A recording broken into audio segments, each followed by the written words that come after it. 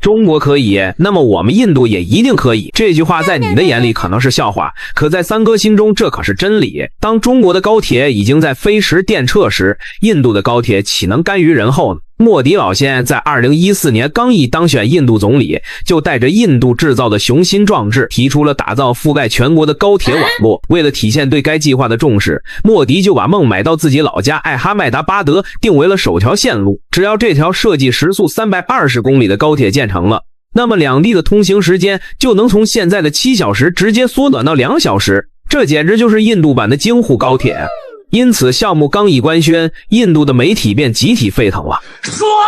然而冷静下来的专业人士却发现了一件严重的问题，那钱到底要从哪儿来呢？要知道印度铁道部2014年的年度预算仅为 1.3 万亿卢比，约合1400亿人民币，因此要同时支撑全国铁路网的维护和高铁建设，简直是天方夜谭。可对于要强的三哥来说，这些问题根本无法阻止他想要进步的理由啊。于是在全球发布了招标信息，而我们中国公司也不想浪费这次赚钱的机会，果断参与了招标。可是当时中国高铁并没有如今的名气大，并且三哥打心底的瞧不起中国的技术，甚至还一度认为印度现有的火车都要比中国的好。因此鸡贼的印度政府便把目光投向了单纯的小本子身上。而当时日本人也正寻思着怎么扩大在南亚的影响力，完全没料到三哥会在这个时候慷慨地送来了神助攻，这对日本来说简直就是天助我也啊！可不会想到自己将被三哥坑得只剩一条裤衩，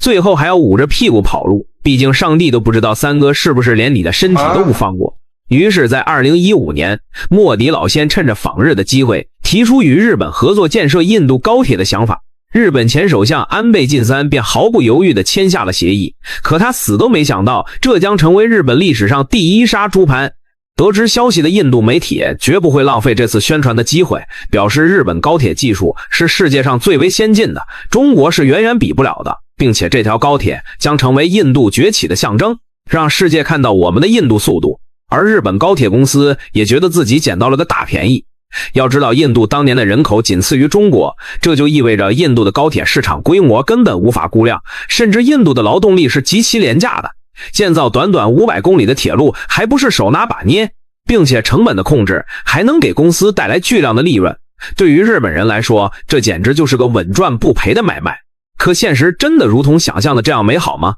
就在日本人做着发财大梦时，却遭到了莫迪老先的迎头痛击。他表示，虽然我们已经达成了协议，但是还有一个小问题需要解决，那就是建造高铁的资金不是那么的充足，如果想要计划顺利实施，就必须给我们足够金额的贷款。如果你日本不同意，那我们就只能去找早已跃跃欲试的中国来做了。可以这合着你要建高铁还得我来出这个钱啊？虽然日本对此是极其不情愿的，但看在印度庞大的高铁市场以及绝不允许让中国捷足先登，于是安倍当即就大笔一挥，决定向印度提供高达147亿美元的超低息贷款。日本之所以会答应下来，其实还有一个更重要的原因，那就是看中了印度后面更多的高铁建设项目，并且还会用这笔钱向日本购买相配套的设备，这不就是让日本加价后再赚一笔吗？日本的这套玩法，我们中国以前也领教过了的。日本当年以援助为借口，把大量的商品倾销到中国以占领市场，最后我们还傻傻的感谢对方，谢谢哦。可对方还瞧不起你，说你是个乞丐。这就是日本当年推出的 ODA 方案，美其名曰政府开发援助。然而三哥可没有我们中国善良老实，就算日本的算盘打得再精，也根本揣测不了三哥的真实意图。就在以为一切都谈妥的时候，我们的三哥又有了新要求，那就是要求日本企业与印度的国内成立新的组装工厂。这个用意就非常的直白了，意思就是得把高铁的相关技术转移到印度。如果按以往日本那高傲的性格，打死也不会同意这种要求。可现在已经谈到这个份上了，并且隔壁的中国也虎视眈眈地盯着印度这块肥肉，于是安倍一咬牙一跺脚，直接同意了对方的所有要求。从这一点上就能看出日本对拿下这个项目是有多么的疯狂。然而你认为只要满足了印度的要求，他就会消停下来，那你就大错特错了。印度人绝对会另起炉灶跟你玩的。协议上已经说好，铁路征地机会一定会在2017年完成。可接下来印度却立马就翻脸变卦了。表示自己作为亚洲最大的民主国家，就一定要听广大老百姓的意见，而老百姓却表示你们修高铁肯定会破坏农田，那我们的损失谁来给？并且我们印度人是最热爱自然、崇尚原生态的，想要为了你们的利益来违背神的旨意，我们是绝对不可能做的，除非你再加一点钱。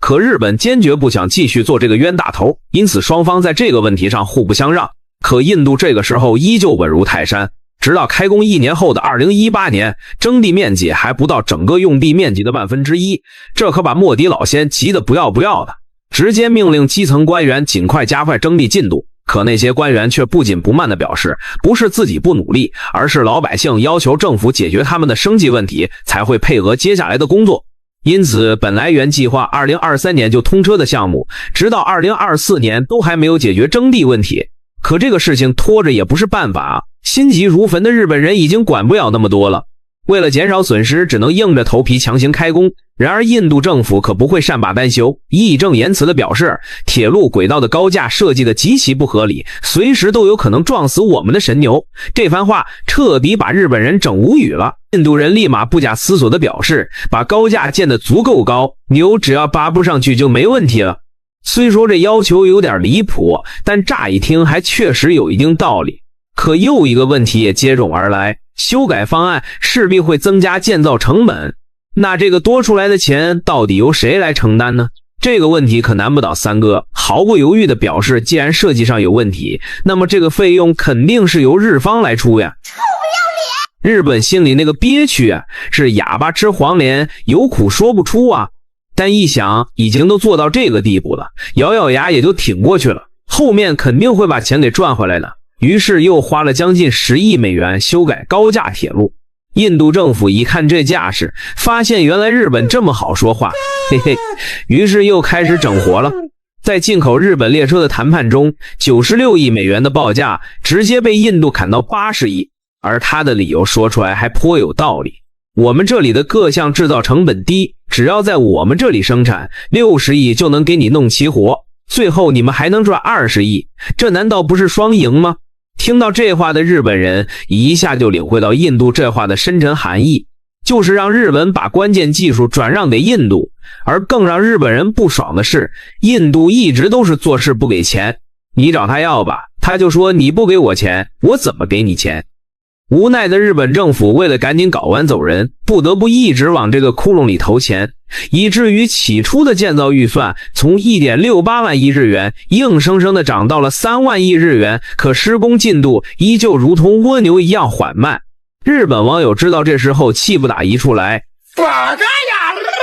一辈子都精打细算的他们哪受得了印度这样的折腾，纷纷吐槽印度简直就是欺人太甚。而这时我们的安倍桑却因众所周知的意外驾鹤西去了。于是新首相岸田文雄刚一上任便开始重新审视这条高铁项目，发现大事不好的他提议赶紧跑路吧，这让日本的一众网友举双手赞成。可一向不愿吃亏的日本人真的甘心就这样自认倒霉一走了之吗？显然是否定的，不谈能不能赚点回，最起码也要少亏点。于是便天真的把心思动到了中国身上，认为只要把这个项目发包给中国，就可以把先进高铁设备加价卖给中国，中国再把东西卖给印度，这样日本的损失不就可以大大缩小吗？可日本想的拥有5000年历史的中国玩心眼子还是太嫩了，我们再怎么纯也不可能去上日本人的当，于是直接拒绝了日本的提议。要知道这时的中国高铁已经是全球首屈一指的存在，并且国内的高铁项目是一个接着一个，印度那500公里的高铁项目我们还真看不上眼。印度这个时候也嗅到了日本想要跑路的味道，一向爱面子的印度人怎么能接受如此屈辱的对待呢？于是表示日本的工作效率实在太过低下，因此决定接下来印度高铁实施自主研发。预计2024年，时速高达180公里每小时的高铁将遍布整个印度，并且还会继续研发时速高达220公里每小时的超级高铁了。而与日本合作的高铁项目如今已彻底烂尾了。至于印度何时能拥有一条如假包换的真高铁，恐怕连湿婆神都要打个问号。美国财长贝森特把印度给骂了一顿。贝森特表示，印度不是伟大的全球参与者。了解印度的人都明白，贝森特这次是专挑印度人的痛处去骂。因为多年来，印度一直在为成为一个有声有色的大国而努力。如今，贝森特如此辱骂印度，无疑是对印度这些年努力的全盘否定。贝森特给出的理由是，俄印之间存在着亲密的合作关系，美国对此很是看不顺眼。其实7月底特朗普宣布向印度征收 25% 的关税，原因之一就是印度与俄罗斯的能源交易。本来美国是希望借此阻挠印度与俄罗斯关系的发展，但是没想到印度不光不吃这套，还表示要继续购买俄石油。那么印度为什么敢这么硬刚美国呢？特朗普重返白宫后，很快再次祭出他熟悉的贸易战策略，把关税大棒挥向世界多个国家。原本与美国关系较为密切的印度一开始并未紧张，甚至颇为自信地认为，凭借长期的美印合作与战略价值，自己可以在与美国的贸易博弈中获得相对宽松的待遇。然而现实却给了印度一记响亮的耳光。当地时间7月30号，特朗普在其社交平台真实社交上突然宣布，自8月1号起，美国将对印度出口的商品征收高达 25% 的关税，并声称由于印度的不当行为，将加收额外惩罚性费用。更具杀伤力的是，特朗普还点名批评印度对美国产品设置的关税全球最高，态度咄咄逼人。要知道，为改善与美方的经贸关系，印度此前已主动下调包括波本威士忌和摩托车在内的美国产品进口税率，试图缓和紧张气氛。但美国的回应不仅毫无善意，反而变本加厉，让印度政府措手不及。印度政府只能紧急表态称，正在认真研究特朗普言论可能带来的影响，强调印度极为重视保护和促进农民、企业家及小型企业的福祉，并表示将致力于达成一项公平、平衡且互利的双边贸易协议。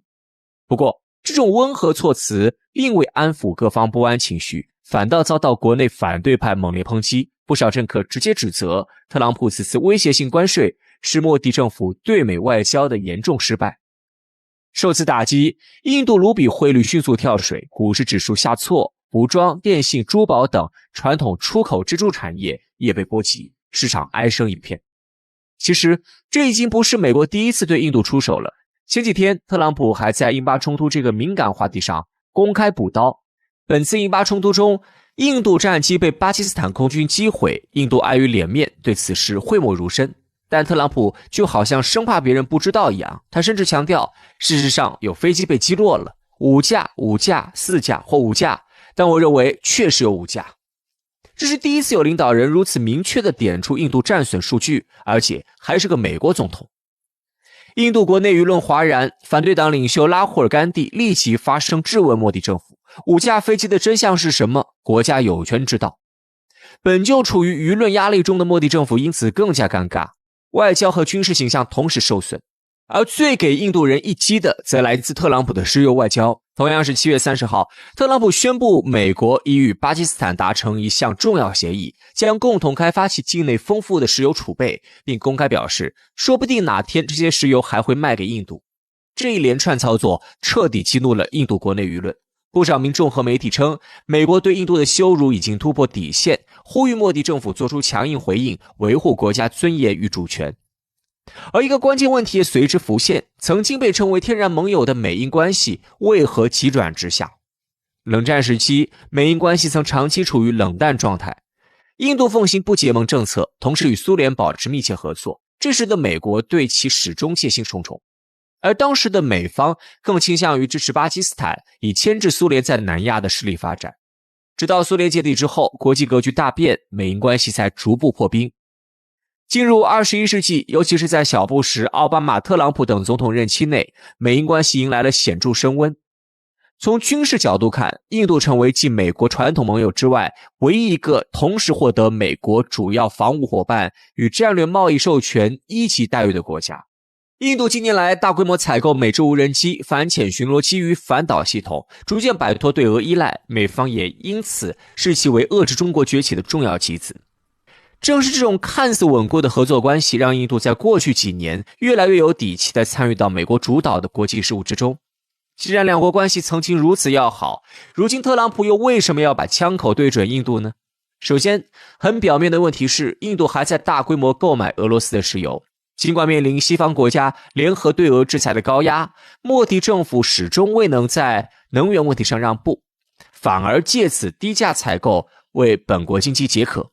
对此，特朗普已多次发出警告，称只要印度不停止进口俄油，美国就将保留进一步加税的权利。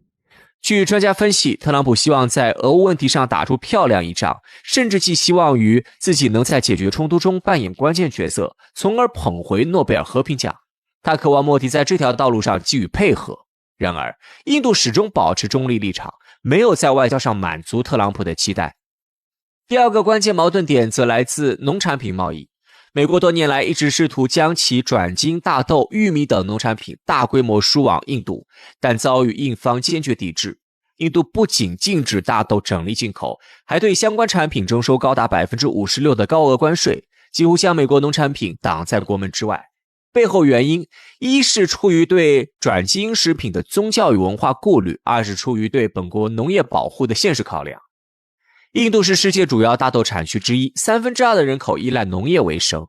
而莫迪的基本盘也主要来自广大农村农民。倘若放开农产品进口，既会打击本地农民，也可能动摇他的执政根基。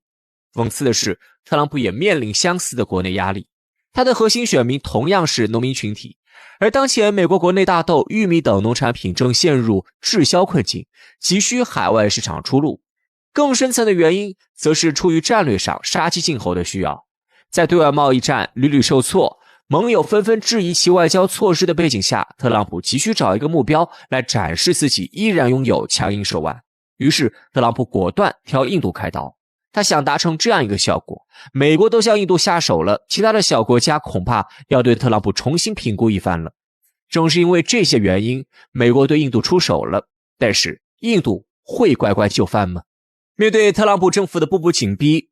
印度并未选择退让，相反，莫迪政府表现出了少有的强硬态度，用实际行动回应了来自华盛顿的施压。最典型的例子就是在购买俄罗斯石油的问题。虽然一度有媒体报道称印度将在近期停止进口俄罗斯石油，特朗普本人也在公开场合表示，我知道印度将不再从俄罗斯购买石油，这是我听到的。但很快这一说法就被印度高官驳斥，他们表示这些采购是基于长期合约，不可能一夜之间就被推翻。印度之所以敢于公然抗拒美国，首先在于俄罗斯资源对其的重要性无法取代。目前，印度约 33% 的原油进口来自俄罗斯，是其最大的单一石油供应国。更关键的是，印度 86% 以上的军备依赖俄制系统支撑，包括大量仍在服役的苏30战机、特90坦克、S400防空系统等。一旦屈从美方禁令，不仅能源通胀将迅速上升，部分核心军力也可能因零部件断供陷入瘫痪。其次，俄印之间的关系远非简单的买卖关系。在莫迪政府看来，俄罗斯是一个不能被轻易舍弃的长期战略支点。当然，更重要的还是因为印度不惧美国。虽然印度在经济层面与美国有大量合作，但这种依赖并非单向，也远未达到无法脱钩的程度。再加上近年来莫迪政府大力推行印度制造计划，推动本地产业自主化，使其有了一定的缓冲能力。其次，印度外交向来强调自主独立，这在其历任政府，尤其是莫迪执政后体现得尤为明显。在俄乌冲突、巴以局势、伊朗核协议等重大问题上，印度始终坚持自身立场，拒绝按照美国口径发声或表态。更关键的是，印度也清楚美国同样需要印度。在印太战略框架中，印度是美国构建地缘围堵链条中最重要的一环。不论是遏制中国、平衡中亚，还是在南亚维持影响力，美国都离不开印度的配合。印度人口规模庞大，地理位置关键，这让它在美方眼中具有不可替代性。正因为如此，即便特朗普一时恼火，也不太可能真与印度撕破脸皮。而印度正是看准了这一点，才敢强硬回应，寸步不让。这场美印之间的碰撞，本质上是一场利益与立场的较量。在这场角力中，印度能否真正守住自己的底线，赢得更大的战略主动，尚未可知。而我们也只能静观其变了。